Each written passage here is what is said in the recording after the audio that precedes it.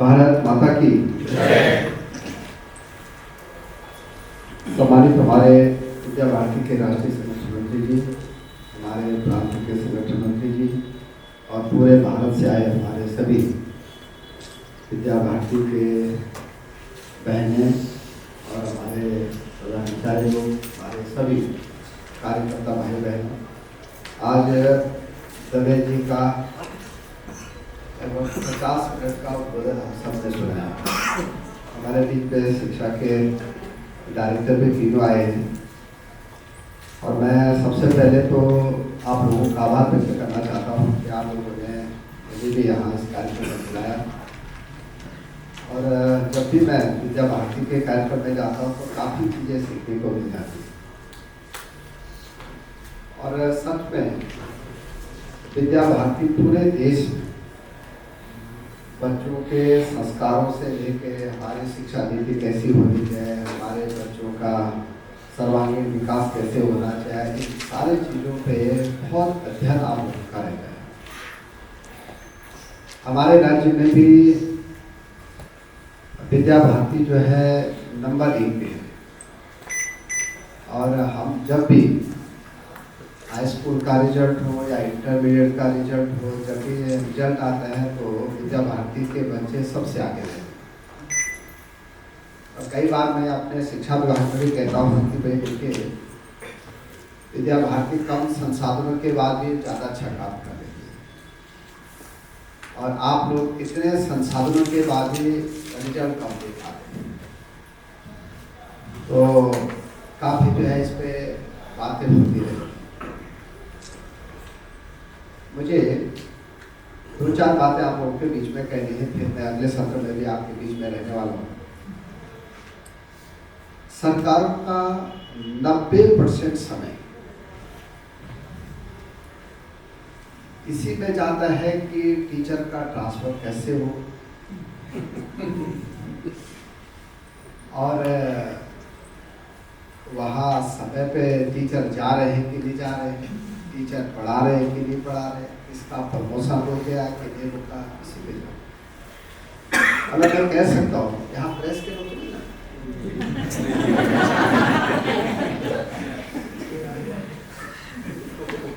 90% जो है समय इसी पे जाता है। और मैं सच कहूँ तो मैं 7 साल से शिक्षा मंत्री हूँ, 5% भी सरकारों का समय इस पे ले जाता है कि बच्चों को कैसे जो है अच्छी शिक्षा। और एक बड़ा चैलेंज है ये शिक्षा विभाग के लिए पूरे देश में। और माध्यमिक शिक्षा में तो यहाँ तक का डिग्री कॉलेज में सबसे बड़ा चैलेंज ये है कि बच्चे क्लासरूम में कैसे, ये बड़ा चैलेंज ये है कि बच्चे क्लासरूम में आते हैं। मैं एक उदाहरण दे रहा हूँ आपको। मैं देश के लगभग 283-84 विश्वविद्यालयों का भ्रमण करके आया। कोई राज्य ऐसा नहीं जिस राज्य में मैं न गया। मैंने देश के जो टॉप 100 विश्वविद्यालय उनमें भी गया, जो खराब विश्वविद्यालय उनमें भी गया। लेकिन अब ज़्यादा दिक्कत ये है कि हम बच्चों को पुस्तकालय भी दे रहे हैं, स्मार्ट क्लास भी दे रहे हैं, ई ग्रंथालय भी दे रहे हैं, ई कंटेंट भी दे रहे हैं, कंप्यूटर लैब भी दे रहे हैं, ICT लैब भी दे रहे हैं। लेकिन बच्चे अब लाइब्रेरी में नहीं जाते। और मैं एक उदाहरण दूंगा कि एक डिग्री कॉलेज हमारा ऐसा है जहाँ की 1,10,000 किताबें उत्तराखंड। वैसे तो कोई भी हमारा डिग्री कॉलेज ऐसा नहीं होगा जहाँ की हर बच्चे पे 10 किताबें, लेकिन उस डिग्री कॉलेज में 5,000 बच्चे पढ़ाई कर रहे हैं।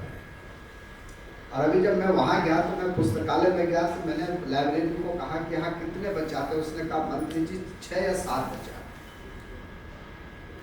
तो मैंने कहा किताबें क्या कर रहे हैं? उन्होंने कहा साहब किताब आप बोलते हैं फिर इसको। तो एक बड़ा चैलेंज है शिक्षा। और अभी जो राष्ट्रीय शिक्षा नीति आई है, सौभाग्य से मैं इस शिक्षा नीति का एक हिस्सा रहा हूँ। जो भारत सरकार की कमेटी थी, मंत्रियों की 5 लोगों की, उसमें मैं भी था। लेकिन 30 साल बाद जब शिक्षा नीति आई तो शिक्षा नीति में हमने 80% जो है पूरा ये कहा है कि भाई बच्चों को केंद्रित कैसे, और मुझे लगता है कि अभी 8-10 साल और लगेंगे इसको ठीक करने। दूसरा, हमारे जितने अधिकारी बैठे हैं, हमारे एक प्रदेश में लगभग 200 PCS अधिकारी रहते हैं शिक्षा, जो कि अपने बहुत अच्छा करियर चुन के यहाँ। लेकिन जब मैं उनकी चिंतन बैठक करता हूँ तो जब मैं पूछता हूँ कि भाई काम क्या है, वो कहते हैं कि साहब अपना पूरे महीने में एक ही चीज़ देखते हैं कि टीचर स्कूल आ रहे हैं कि नहीं आ रहे हैं, समय पे खाना बन रहा है कि नहीं बन रहा है, और कुर्सी दे जा रहे कि नहीं जा रहे, उसमें गड़बड़ तो नहीं है, फिर उसकी इंक्वायरी करो, फिर जो है बायोमेट्रिक हाजिरी देखो। कभी भी शिक्षा में बच्चों के लिए क्या संस्कार दे रहे हैं हम, क्या पढ़ाई होगी, इस पे। और अब हमने ये किया है कि भाई जब मैं शिक्षा मंत्री बना माध्यमिक शिक्षा का, तो मैंने 2 दिन का एक चिंतन शिविर कराया और उसमें 5 टारगेट दिए। पहला टारगेट ये दिया कि हमने कहा भाई हमारे राज्य में कोई भी बच्चा ऐसा नहीं होना, चाहे वो मजदूर का भी बच्चा हो, चाहे वो आसाम से भी आ रखा हो, उसके पिताजी अगर यहाँ काम करेंगे तो उस बच्चे को भी पढ़ाई कैसे कराई जाए, यहाँ को टारगेट। तो आज मैं कह सकता हूँ कि हमारे राज्य में एक भी बच्चा जो है वो ड्रॉप आउट कर सकता, सिंगल बच्चा। ये नहीं कह सकता है कोई कि वो बच्चा इसको नहीं जाता। यहाँ तक कि मेरे राज्य में लगभग 987 बच्चे ऐसे थे जो कि विकलांग बच्चे थे, जो स्कूल नहीं जा सकते, उनके माँ बाप उनको स्कूल ले जा भी नहीं सकते। तो हमने 387 टीचरों की नियुक्ति भी की है कि उनको घर घर जाके पढ़ाई की जा सके। ऐसा नहीं किया है। हमारे प्रदेश में लगभग 53,000 मजदूर जो है वो उड़ीसा से आते हैं, झारखंड से आते हैं, उत्तर प्रदेश से आते हैं, बंगाल से आते हैं। उनके बच्चे, कई बार देखा होगा कि रोड बनाते हुए उनके बच्चे खेलते रहते, स्कूल नहीं जाते। उनके लिए 27 स्कूल हमने मोबाइल स्कूल बना रखे ताकि उनके बच्चे वहीं पे पढ़ाई कर सकें। हमारे प्रदेश में 1038 बच्चे ऐसे थे जो कि नाबालिग बच्चे थे, उनके माँ बाप ही नहीं, वो जो है ढूंढते रहते थे, भीख मांगते रहते थे।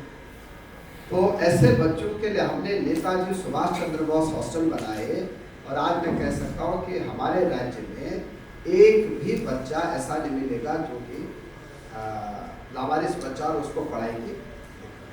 12वीं तक की पढ़ाई हम उनकी फ्री करते हैं, रहना खाना कपड़े सब। और इस बार भी जब मैं धर्मेंद्र प्रधान जी को यहाँ लेके आया था, तो मैं जब उनको एक हॉस्टल दिखाने ले गया तो उन्होंने कहा भाई मंत्री ऐसा करो 2-4 हॉस्टल और होंगे। इस बार भारत सरकार ने 5 नए हॉस्टल हमको और दिए, और उन्होंने कहा मैं इसको पूरे देश में भी बताऊंगा कैसे राज्य उत्तराखंड में ऐसा हो रहा है। अब रही कि भाई हमारे राज्य में लगभग 38 लाख बच्चे पढ़ाए जाते हैं, 0 से लेकर 30 तक, और 23,000 विद्यालय हमारे पूरे राज्य में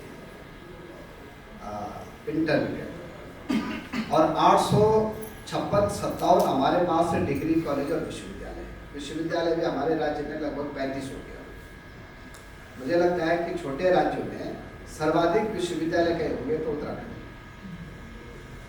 ये जो 40 लाख बच्चे हैं, इन बच्चों को अगर देखा जाए तो आधा बच्चे सरकारी में और आधा बच्चे। बड़ी बात यह है कि 17,000 स्कूलों में आधा बच्चे हैं और 5,000 स्कूलों में आधा बच्चे। 17,000 सरकारी स्कूल हैं और 5,000 प्राइवेट स्कूल, और बच्चों की संख्या क्या है? आधा। हमारे राज्य में जब उत्तराखंड राज्य बना 2000 में, तो तब 62,000 टीचर 10+2 और 22 लाख बच्चे पढ़ाई करते थे सरकारी स्कूल। आज 82,000 टीचर हो गए सरकारी स्कूलों में और बच्चों की संख्या 11 लाख। तो टीचरों की संख्या 20,000 बढ़ी और बच्चों की संख्या 11 लाख। ये जो बातें हैं, ये बात मैं इसलिए कह रहा हूँ कि ये बड़ा चैलेंज है शिक्षा के लिए पूरे देश में। मैं खाली उत्तराखंड की बात कर रहा हूँ, पूरे देश में। और मैं ये भी देखता हूँ कि जो बच्चा हमारा विद्या भारती में पढ़ता है वो बच्चा जो है आचार्य के लिए आ चुका है। आचार्य जी ने कोई बात कह दी तो उसको वो जो है 80% जो है करने का प्रयास है। हमारे यहाँ में देख रहा होगा सरकारी स्कूलों में कि हमारे ज़माने तक तो बहुत अच्छा था कि हम गुरुजी के लिए चाय भी ले जाते थे, दूध भी ले जाते थे, कई बार जो है पानी भी ले जाते थे घर से, ठीक है। अब सूचना के अधिकार आने के बाद ना गुरुजी बच्चे को कुछ कह पाते, बल्कि उल्टा बच्चा ही गुरुजी के लिए डांटे। तो अब धीरे धीरे जो है जो आत्मीयता थी शिक्षा और शिक्षकों के बीच में, वो क्या हो गई, कम हो गया। ये भी एक बड़ा चैलेंज है। तीसरा मैं देख रहा हूँ कि हमारे सरकारी सिस्टम में हमारे यहाँ अगर कोई बच्चा कमजोर है तो आचार्य जी उसके घर जाते हैं, उसके पिताजी से माँ जी से बात करते हैं कि भाई तुम्हारा बच्चा आज स्कूल में आया, तुम्हारा बच्चा थोड़ा गणित में थोड़ा पीछे जा रहा है। हमारे सरकारी सिस्टम में टीचर लोग घड़ी देखते हैं कि 4 कब बजे, बाकी उनको बच्चों से कोई लगाव। तो जब बच्चों के प्रति लगाव नहीं होगा तो बच्चे क्या करेंगे, हम सब समझते। तो इसके लिए भी हमको एक बड़ा काम करना पड़ेगा कि टीचरों का बच्चों के प्रति लगाव कैसे। मैं जब कक्षा 5 में था तो मेरे गुरुजी, हमारा बोर्ड था कक्षा 5 का, फिर उस समय 5वीं का भी क्या होता था, बोर्ड। वो हमको एक 15 दिन अपने कमरे में सुनाते थे और उसी कमरे में नीचे सोते थे वो भी, और तब हमको पढ़ाते थे कि बच्चों ये जो है तुम इसमें पीछे हो, ये करो, ऐसा करो, ऐसा करो। अब तो सारी चीज़ें बदल गई। तो मेरा आप लोगों से कहना है कि हम सबको शिक्षा विभाग में कैसे जो है संस्कार आए हो, इसके लिए जो आप किताब लिख रहे हैं तो अगर आप जल्दी लिखेंगे थोड़ा, मैं हर जगह मेरे पास पर डे 200 टीचर पढ़, मतलब अगर मैं छोड़ दे दूंगा तो वो रात 1 बजे भी आ जाएगा, नहीं तो 11 बजे तक तो आते हैं। एक भी टीचर बच्चों के हित की कोई बात नहीं, सिंगल एक ही बात कहते हैं कि मंत्री जी मेरी पत्नी बीमार है, मुझे भी थोड़ा सर दर्द हो रहा है, मेरा ट्रांसफर याद कर दो, मेरा ऐसा कर दो, मेरा ऐसा कर दो, ठीक है। मैं कई बार कहता हूँ भाई इसके अलावा तो कोई दुनिया है नहीं साहब, आप बहुत अच्छा आदमी पर कर ही दो। तो अब क्या हो गया कि जब से 7वां वेतन आया तो मुझे लगता है कि शिक्षकों का वेतनमान जब से बढ़ा है तब से इस पे भी रिसर्च करना पड़ेगा कि क्या होगा आगे जाके। अब रही जो राष्ट्रीय शिक्षा नीति है, राष्ट्रीय शिक्षा नीति में काफ़ी कंपोनेंट अब हमने अपने राज्य में लागू किए हैं। जो हमारी बाल वाटिका है वो हमने 80% शिशु वाटिका से, कितने %? कई प्रदेशों ने तो खाली जिल्द अपना रखा है, बाकी सब विद्या भारती से, ठीक भी है। आप लोगों ने बहुत प्रयास भी किया था उसमें, और आपने देखा होगा कि ये पंचपदी जो पंचकोश की कल्पना है ये भी मैंने उस में रखा है। जब ये बन रहा था तो मैंने कई दिनों तक उसके साथ बैठा कि भाई हमको ये करना चाहिए। ये भी सत्य है कि उत्तराखंड राज्य में माध्यमिक शिक्षा का स्तर काफ़ी अच्छा है तुलना। हमारे राज्य में पास होने बच्चों का जो परसेंटेज है वो 93%। हमारे राज्य में जो 70-75% से ज़्यादा बच्चे जो पास होते हैं वो जो है 69%। हमारे यहाँ राज्य में जो 80% से ज़्यादा नंबर लाते हैं उन बच्चों का परसेंट भी 34% से ज़्यादा है। तो काफ़ी चीज़ें हमारे राज्य में माध्यमिक शिक्षा का काफ़ी जो है अच्छा है। हमारे पास 2 स्कूल भी है, हमारे पास जो है वेल गर्ल्स स्कूल है, काफ़ी स्कूल है जहाँ की देश विदेश के बच्चे भी आए। अभी हमने बच्चों को ओरिएंटेड कुछ चीज़ें की। पहला चीज क्या है कि जो भी बच्चा कक्षा 6वीं में 70% नंबर है और 80% वो स्कूल में रहे तो उसको 600 रुपये पर महीने छात्रवृत्ति दी, ताकि बच्चा अच्छे नंबर भी ला सके और बच्चा स्कूल में भी। तो ये हमने 7वीं में 700 रुपये का प्रावधान किया, 8वीं में 800 का किया, 9वीं में 900 रुपये किया, 10वीं में 1000 का किया, 12वीं में 1200 रुपये किया, डिग्री कॉलेज में 3000 का किया और पीएचडी में 5000। उससे मैं देख रहा हूँ कि डिग्री कॉलेजों में उपस्थिति अब जो है लगभग 27% कर गई। पहले जो बच्चे क्लास होते यहाँ थे अब 3000 के चक्कर में और पढ़ाई भी कर रहे हैं और कॉलेज में भी आ रहे हैं। दूसरा हमने क्या कि हमारे बच्चे जो रिसर्च करते हैं उनको आपने कहा कि भाई हम आपको 15 लाख रुपए का, लेकिन आपको जो है कोई भी टॉपिक तय करके आपको कुछ सरकार को बताना पड़ेगा कि हम इसमें काम कर रहे हैं, कोई नया आविष्कार कर रहे हैं, तो फैकल्टी के लिए भी और बच्चे। और 5000 रुपये पर महीने हम बच्चे को रिसर्च करने के लिए भी देंगे, जो बच्चे गरीबी रेखा से कमजोर है और बच्चा अच्छा काम करना चाहता है।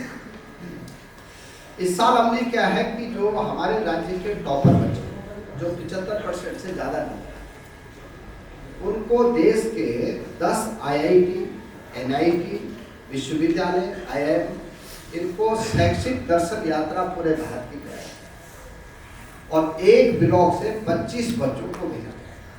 यानी हम लगभग 3000 बच्चों को पूरे भारत दर्शन के लिए ताकि बच्चा जो है वहाँ देख के आ जाए और सीख के भी आ जाए। इस बार हमने ये भी किया है कि 1000 जो हमारे साइंस के टीचर हैं उनको जो है बेंगलुरु में जो हमारा इंस्टीट्यूट है साइंस का, जो देश का नंबर 1, उसमें एक महीने के लिए प्रशिक्षण के लिए भेजे अपने खर्चे में भेजे। ये भी हम लोग कर। इस साल हमने ये भी किया है कि हम अपने राज्य में 1000 क्लस्टर स्कूल बना रहे हैं। PM3 क्लस्टर स्कूल में हम ये कर रहे हैं कि 2-2 करोड़ रुपये उस स्कूल को दें, 2 करोड़। और उस स्कूल में पूरे टीचर भी होंगे, उस स्कूल में हॉस्टल भी होगा, उस स्कूल में सारी सुविधाएं होंगी और अगल बगल के 10 किलोमीटर या 5 किलोमीटर रेंज के बच्चे वहाँ आएंगे।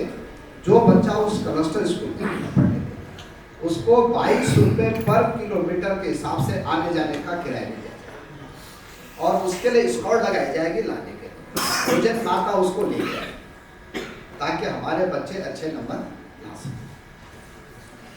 एक हमने क्या है कि हमारे राज्य में कोई बच्चा अगर देश के जो LRF में जो है 50 विश्वविद्यालयों में एडमिशन लेगा, उस बच्चे को 50,000 रुपये सरकार की तरफ से जो है पारितोषिक दिया जाएगा। जो बच्चा IIT में जाएगा, NIT में जाएगा, IIM में जाएगा, PCS में जाएगा, IS में जाएगा, सेकेंड लेफ्टिनेंट बनेगा, ऐसे 1000 बच्चों को हम 1 लाख रुपए देंगे। जो बच्चे हमारे IS और PCS की कोचिंग करके निकलते हैं उन बच्चों के लिए भी हमने किया है। इस साल हमने क्या है कि हम किताबें फ्री देते हैं अपने राज्य में, खाना भी फ्री खिलाते हैं, ड्रेस भी फ्री देते हैं, चरण पादुकाएं भी फ्री देते हैं, बैग भी फ्री देते हैं।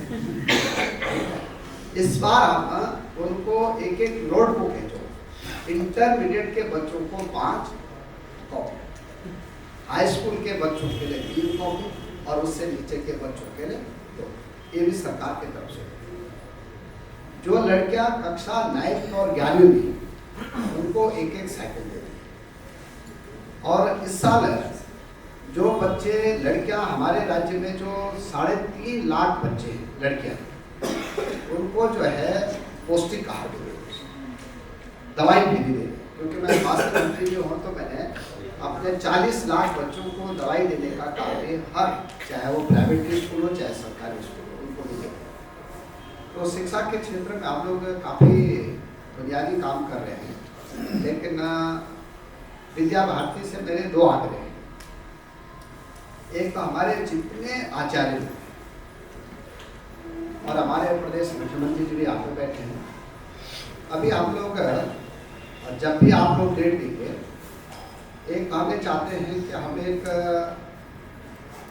प्राइवेट स्कूल, विद्या भारती और सरकारी स्कूल, इनका जो टीचिंग, जितने भी टीचर हैं, वो टीचर जो है कोई 18 टीचर होगा, एक MOU कर रहे हैं, वो हमारे इंटर कॉलेज में भी पढ़ाने आ सकते हैं और हमारा इंटर कॉलेज का टीचर विद्या भारती के स्कूल में भी पढ़ाने जा सकता है। टीचिंग शेयर का एक मॉडल हम अपने राज्य में बना रहे हैं और बहुत जल्दी हम चारों संस्थाएं आपस में मिलकर इसको आगे बढ़ाने जा रहे हैं। दूसरा, इस बार हमने अपने डाइट बुक को स्मार्ट डाइट बनाने के लिए 50 करोड़ रुपये दिए, प्रत्येक डाइट को 10-10 करोड़ रुपये दिए। तो वहाँ पे जो प्रशिक्षण होते हैं, तो जितने हमारे आचार्य हैं पूरे प्रदेश में, वो जिस भी डाइट में जाना चाहते हैं, हम सरकार की तरफ से सबको डाइट में भेजना चाह रहे हैं। उसके नोडल अधिकारी हमारे नोडियाल जी बैठे हैं, आज वो बात भी कर लेंगे। जहाँ भी हमारे आचार्य जी जाना चाहते हैं, वो जो है प्रशिक्षण ले सकते हैं, क्योंकि हमारे यहाँ प्रशिक्षण में अच्छा क्वालिटी का होता है। आप लोग भी वहाँ प्रशिक्षण देने आ सकते हैं, ये भी हम लोग कर रहे हैं। एक हमें कर रहे हैं कि खेल प्रतियोगिता, कल्चरल प्रोग्राम, NCC, NSS, ये जो है राज्य में अब कंबाइन कर रहे हैं सभी। और अभी PM श्री स्कूलों में जो वाद्य यंत्र जो है विद्या भारती के बच्चों के लिए दिए जाते हैं। अभी मैं 500 स्कूलों में वाद्य यंत्र दे रहा हूँ, ताकि बच्चे जो है हर कला में क्या हो जाए। और एक आखिरी बात कहते, क्योंकि 13 मिनट हो गए मुझे, 1 ही मिनट और कि अब मैं देखता रहता हूँ कि क्लास में बच्चे, अगर 100 बच्चे, तो NCC में 10 बच्चे भाग लेते, वही 10 बच्चे खेल में भाग लेते, वही 10 बच्चे ताली बजाने में भाग लेते, 90 बच्चे जो है चुपचाप बैठे हुए। अब हम ये कर रहे हैं अपने राज्य में कि हर बच्चा किसी न किसी एक्टिविटीज में क्या लेगा, और उनको 25 नंबर इंटरनल दिए जाएंगे, उसमें भी उनको पास होना अनिवार्य। जैसे बच्चे को 5 नंबर दिए जाएंगे परीक्षा में, साल भर में वो 2 कार्यक्रम करेगा, एक हरेला के लिए और एक शिक्षा विभाग जिस दिन तय करेगा। उस दिन बस्ता फ्री डे भी रहेगा। 1 महीने में 1 दिन हमने अपने राज्य में बस्ता फ्री डे कर दिया। एक 5 नंबर रहेंगे कि बच्चों को नशा मुक्त अभियान में जो बच्चा भाग लेगा उसको 5 नंबर। जो बच्चा जो है टीवी उन्मूलन में और NCC में और NSS में भाग लेगा, उनको भी 5-5 नंबर दिए जाए। और जो बच्चा स्काउट गाइड में भाग लेगा उसको भी 5 नंबर और कल्चरल होगा। तो हम ये चाहते हैं कि 100% बच्चे किसी न किसी में क्या लें, ताकि उनका सर्वांगीण विकास हो सके। और एक हम ये कर रहे हैं अब कि बायोमेट्रिक हाजिरी पहले हमने लगाए टीचर।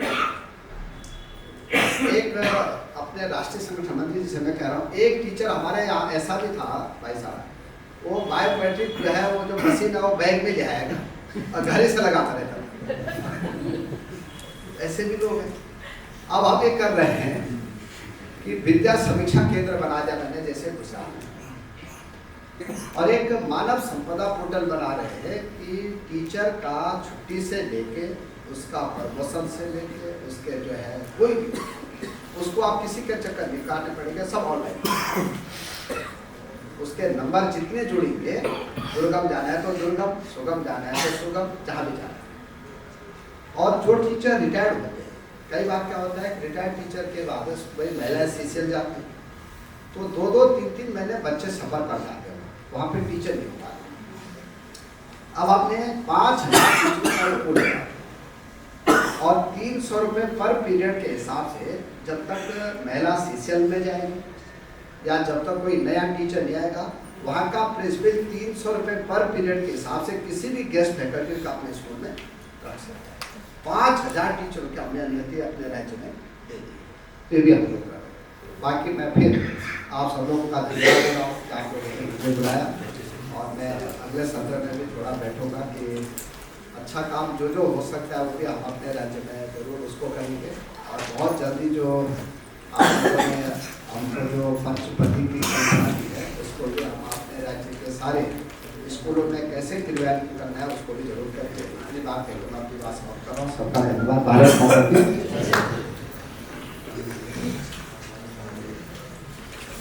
धन्यवाद माननीय शिक्षा मंत्री जी। गत सत्र फरवरी मास में जब हम भोपाल में बैठे थे तो वहाँ के हमारे शिक्षा मंत्री इंदर सिंह जी परमार ने भी बिल्कुल ऐसा ही विषय आज जैसा माननीय मंत्री जी ने रखा, और उसके बाद में शासकीय दृष्टि से शिक्षा तंत्र में उत्तरोत्तर सुधार और बालक के चहुमुखी विकास की दृष्टि से सरकारी स्तर से जो प्रयास उत्तराखंड प्रांत में हो रहे हैं, निश्चित रूप से पूरे भारतवर्ष के लिए अनुकरणीय है। और विद्या भारती भी यथा समय आपकी अपेक्षा के अनुसार इस शिक्षा के पूरे कार्य में सहयोग के लिए कृत संकल्प है। यह सत्र अभी यही पूरा होता है, सबके लिए जलपान की व्यवस्था है। मैं सभी हमारे माननीय शिक्षा मंत्री जी के साथ प्रदेश के जो शिक्षा क्षेत्र से जुड़े हुए अधिकारीगण, हमारे विद्या भारती के अधिकारीगण, विद्यालय की संचालन समिति के हमारे संगठन मंत्री जी और बाकी सब सदस्यगण इस सत्र में उपस्थित रहे, सबका हृदय से आभार ज्ञापित करते हुए आग्रह करता हूं कि जलपान के पश्चात समय की जैसी अनुकूलता आपको हो, इसी सत्र के लिए भी मैं आपको निमंत्रण देता हूं। ये सत्र यही पूरा होता है। सादर सत्र, आभार।